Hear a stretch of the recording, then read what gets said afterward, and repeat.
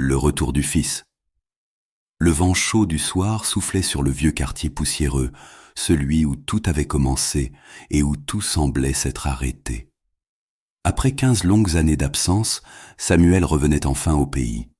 Ses mains tremblaient légèrement sur la poignée de sa valise, usée par les frontières et les promesses. 15 ans à suer dans les usines du Nord, 15 ans à envoyer presque tout ce qu'il gagnait pour la famille.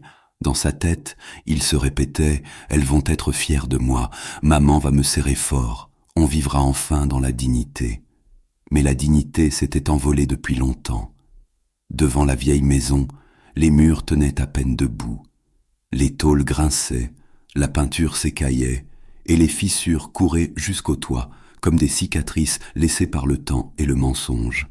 Ruth, sa mère, sortit la première. Elle portait ce pagne qu'il lui avait envoyé 5 ans plus tôt. Ses yeux étaient rougis, mais pas de joie.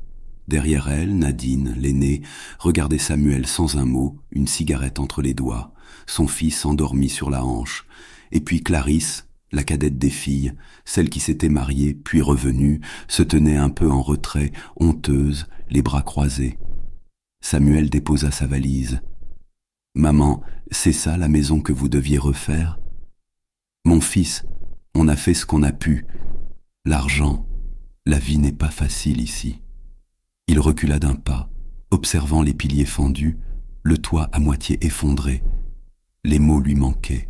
Il se souvenait des promesses, des messages vocaux remplis de confiance.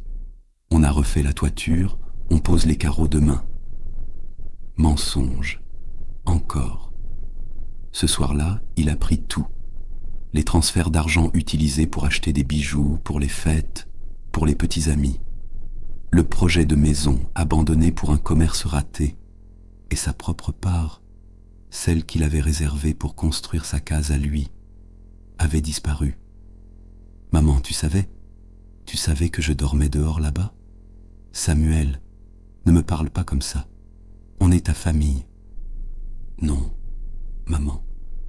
Une famille ne détruit pas celui qui se bat pour elle. » Le silence tomba lourd, presque étouffant. On n'entendait plus que le cri des grillons et les sanglots des remords. Ruth s'assit à même le sol, la tête entre les mains, répétant en boucle « J'ai juste voulu qu'on survive, mon fils. J'ai juste voulu qu'on vive ensemble. » Mais c'était trop tard. Quelque chose s'était brisé en lui. Pas la colère, non. C'était la foi.